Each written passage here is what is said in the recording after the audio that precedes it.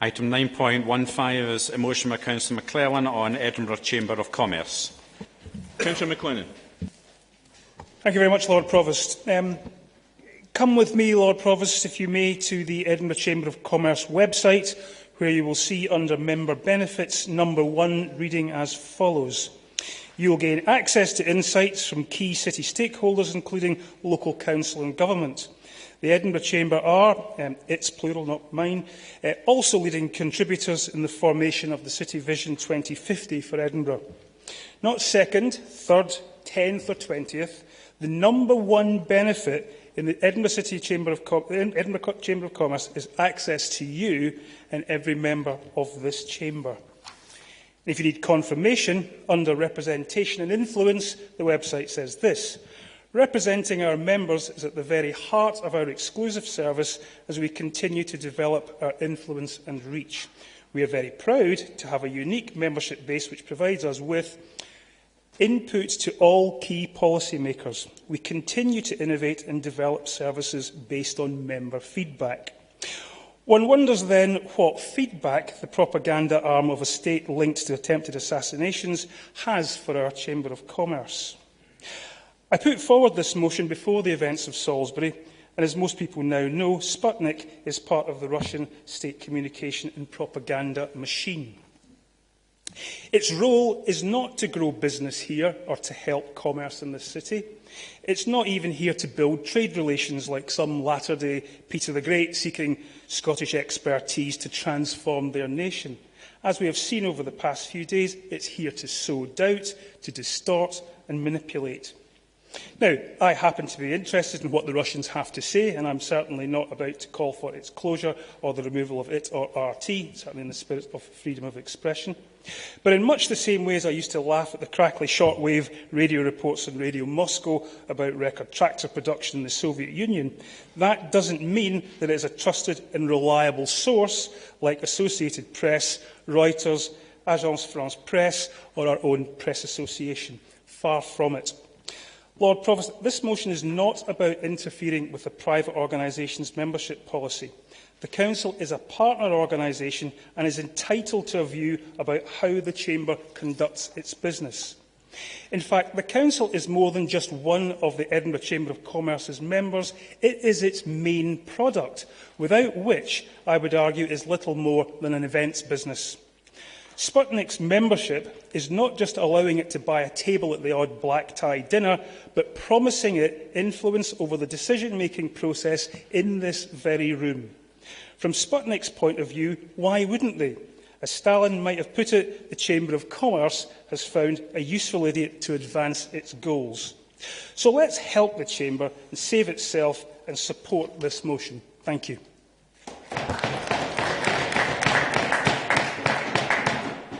To second the motion?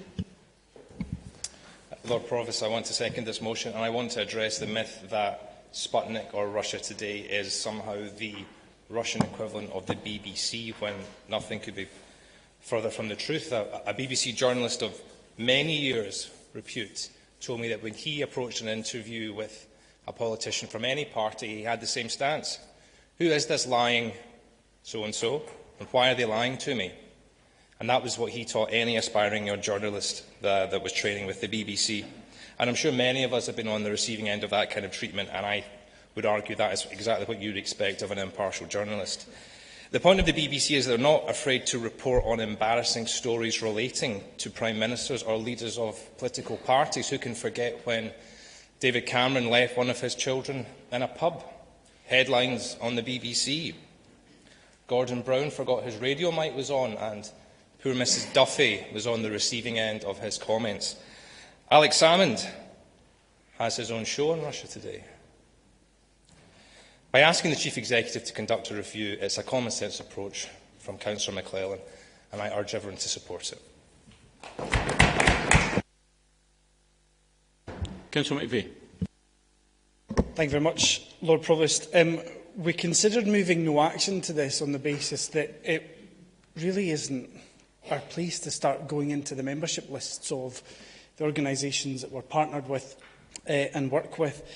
But we broadly don't have a problem with the first 3 paragraphs. I would move the removal of point 4. I think pathetic bully boy tactics with our partner agencies like Chamber of Commerce and other ones that we rely on to build up good relationships with the businesses of this city and others, I really don't think has a particularly strong place in our chamber. So it's not the way we do business, although it's obviously the way Councillor McClellan tries to do business. I'm a little bit surprised that Councillor McClellan is the one with the brass neck to bring this forward. He is incredibly conflicted, Lord Provost, as someone who is in receipt of payments for articles from other news agencies and bringing forward an article, a motion that attacks one of his competitors. And I think maybe that comes to the boiling point of this. Councillor McClellan needs to, I think, be aware of his role in this building. He is a councillor, and it has been pointed out to me by a number of people that he's using his position as a councillor to go out and get meetings with developers, and particularly as the economy spokesperson for the Conservatives.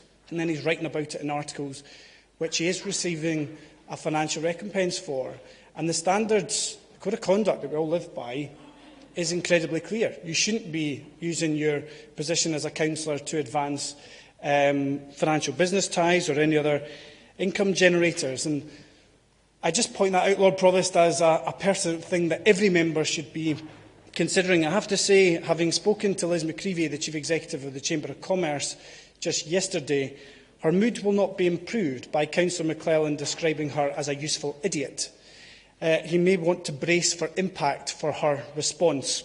So I'm going to move the removal of point 4 for Councillor McClellan's motion, and on that basis I think we can move forward. Seconder for that, Councillor Cameron. Thank you, Lord Provost. My remarks will address the motion that's been put forward by Councillor McClellan.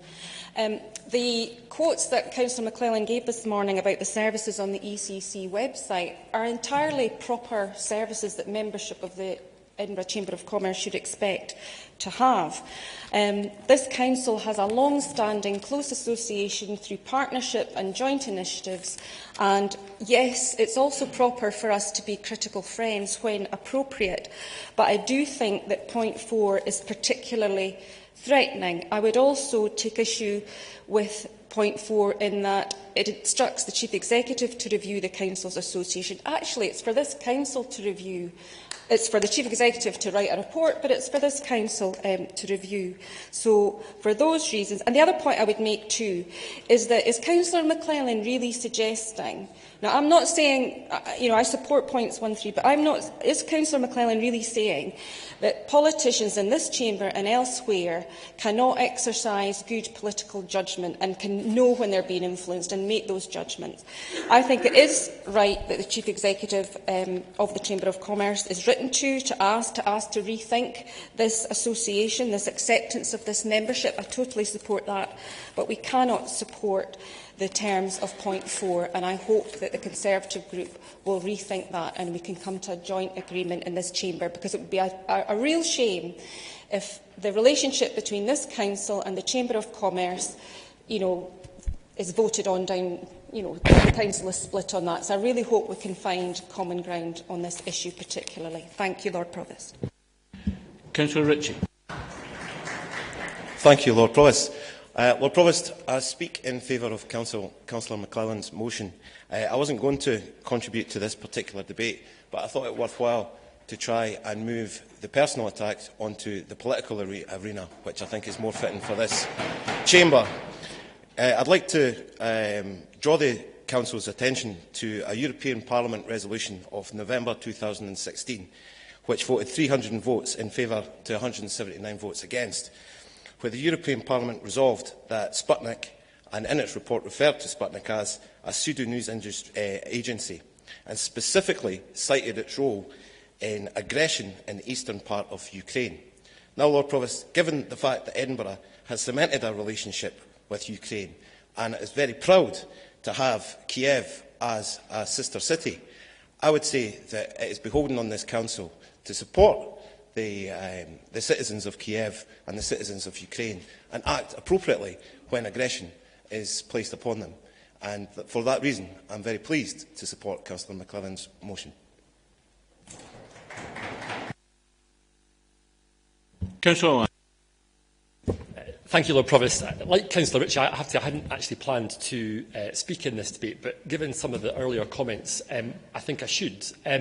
As Councillor McClellan knows, there is a great deal in his motion and indeed his comments that I agree with.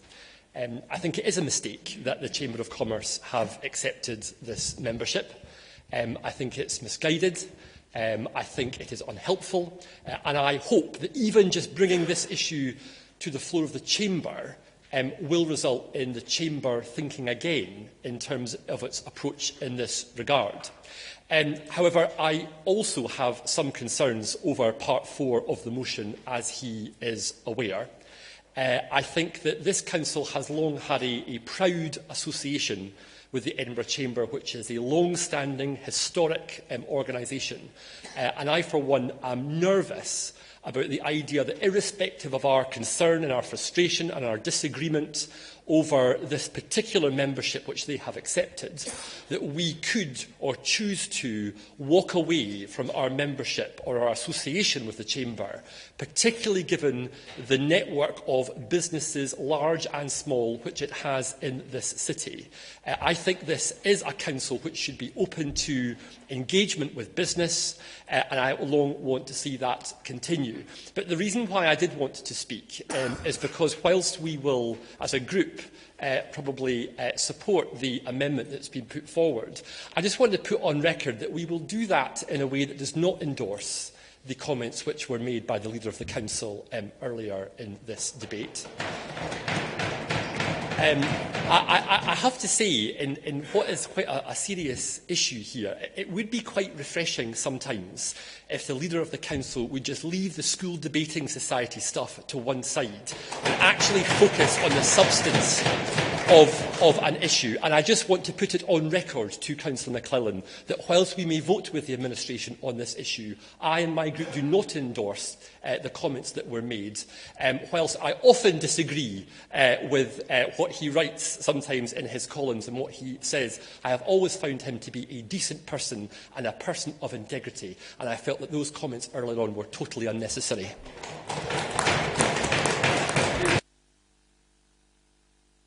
Councillor Jim Campbell. Thank you, Lord Provost. I really just want to pick up on a point that Councillor Cameron made about the use of good judgment in this chamber. I very much regret the fact that the Leader of the Council, in my view, did not use good judgment in the comments with regard to Councillor McClellan. To the best of my knowledge, Councillor McClellan has made full declarations of all his interests. I think it's very unfortunate that this matter has been reduced to what essentially was a personal attack, and I don't think that's the way we should do business.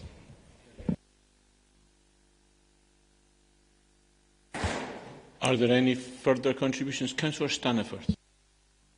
Thank you, Lord Provost. I don't know whether or not Councillor McClellan intends to accept the coalition amendment, but if he does not, he can expect our support in putting forward the full motion.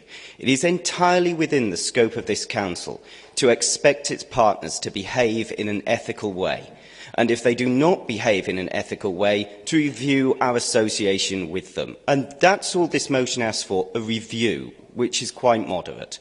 I do not believe supporting the propaganda arm of a regime like Putin's Russia, which has a terrible record on human rights, in particular with regard to its LGBT citizens, is behaving in an ethical way. And therefore, I think we should support this motion as written. Thank you, Lord Provost. Are there any further contributions? Councillor Bird. Just a very quick one to fully endorse and support Councillor McVeigh's contribution. I see no further names, so Councillor McLennan, right of reply. Thank you very much, Lord Provost. I don't really know whether to reply to the points raised about the motion or whether to reply to the attack on me personally by the Council Leader, which I'm perfectly prepared to accept that the Council Leader doesn't like me as an individual. I'm not going to lose any sleep over that. It won't surprise the Chamber to learn. However, he made two very, very serious allegations about me there. One of which was that I am abusing my position to seek meetings to advance the interests of property developers in this city. There is not a single shred of evidence to support that, and I think Councillor McVeigh should apologise to me right now about that, because I have never sought a meeting with a property developer. Yes, some people have approached me to ask my views. I have never sought a meeting. Now, where Councillor McVeigh has got that from, I don't know. As for declaring my interest, at the start of this meeting, you will remember that I declared that I was Director of the Scottish Newspaper Society. I have absolutely no pecuniary interest or can gain any advantage by whatever Sputnik does or doesn't do in this city. It is of no interest to me whatsoever. And why Councillor McVeigh chose to introduce that into this debate, which was not pointed at any particular party, I find quite absolutely extraordinary, and to demean the position of leader of this City Council is really quite something that everybody, including Councillor Bird, should be looking at themselves about. As for the points of the motion, clearly point 4 is in order to prevent the motion just being a gesture, is to give it some teeth. As was pointed out, it calls for a review. It does not call for a withdrawal or a ban. It calls for a review. I think that will help focus minds and help the Chamber of Commerce to come to an opinion. But it is just calling for a review so that the motion has more meaning, and I commend it to you. Thank you. The division bell will now be rung and the vote will be in 1 minute.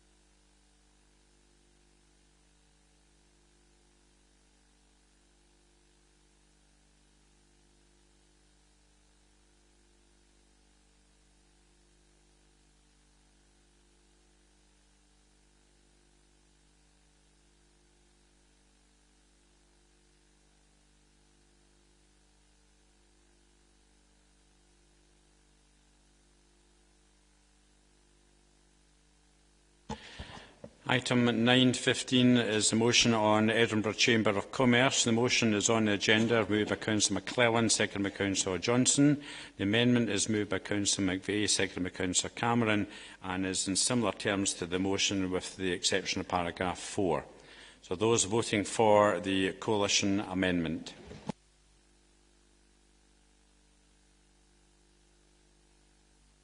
(36) and for the motion.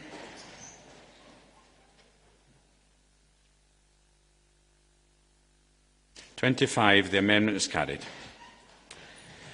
Final item is a motion by Councillor Kate